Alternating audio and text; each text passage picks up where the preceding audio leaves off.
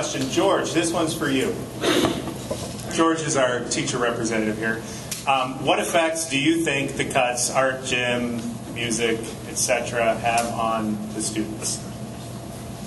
Well, they don't get to participate in things that are, and I'm going to say this, that are a little more fun than this typical classroom.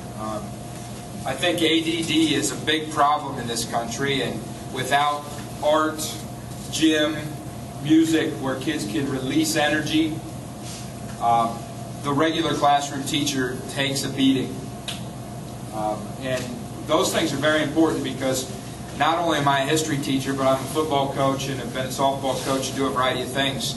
And we have had students that need those programs to go through school. I could name you, if you wanted names, of players that we've had here and students we've had in the past that probably would not have graduated high school without those kind of programs. So to me, I think that's probably one of the things we need back very soon. Will the specials, or when will the specials be reinstated if the levy passes?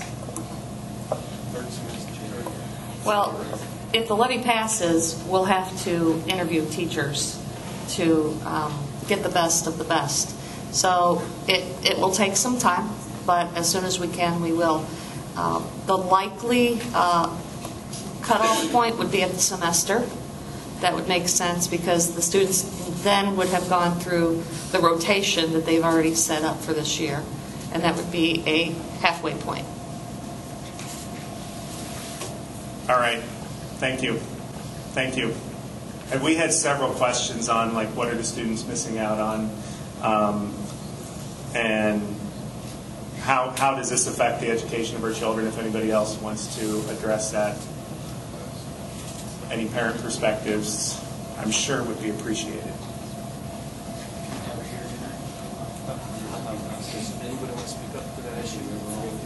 I want to say one thing, and I want to speak on this behalf. I'm going to take a guess that there's 100 people in this room right now, okay?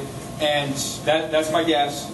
In typical high school classroom right now, where I teach, Mr. Farino teaches one, there's some other people here from the high school. I have 37 kids in one class, so that would be a third of this room, roughly, a little more than that. So that is me with those kids. So that would be the three of us right here teaching all of you. That is right now. That is not if it fails. That is right now. And that is 6 periods a day. That is not one period. I have 35 kids. Okay? I should make sure I speak correctly. I have one class of 20. And the rest are above 30. So there's what it is currently. That is how we live day to day. I have roughly 186 students throughout the school day. So that's what I have at the high school. And I know at the elementary schools it's just as bad.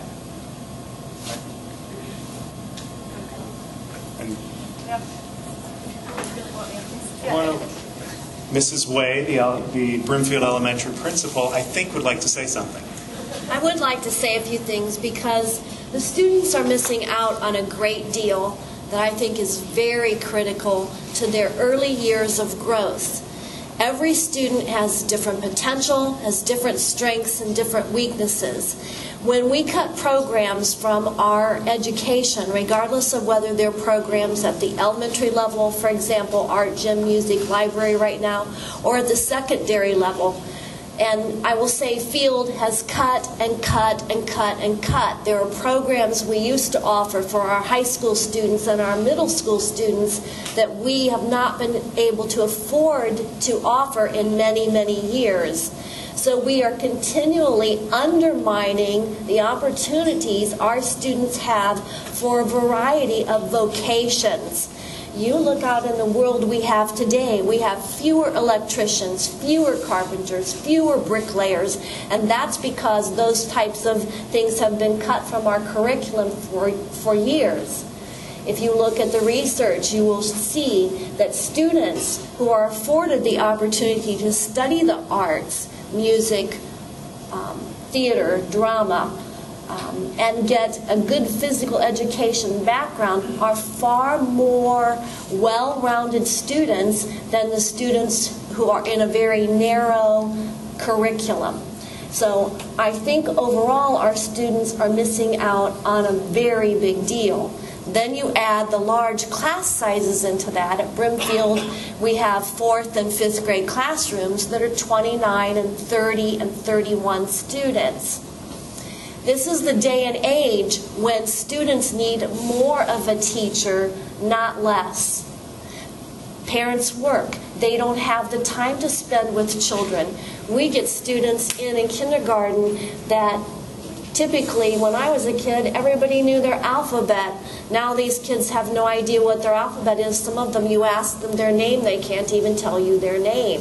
So we are doing a lot of education that we never had to do before. And you put 30 students in a classroom, they're getting less of their teachers at a time when we need to differentiate and we need to meet this child's needs at where he or she is and this child's needs at where he or she is, and that is very difficult for our classroom teachers to do.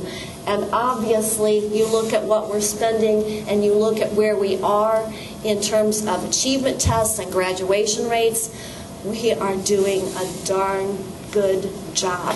And I applaud the teachers of this district for continually stepping up to the plate in that arena.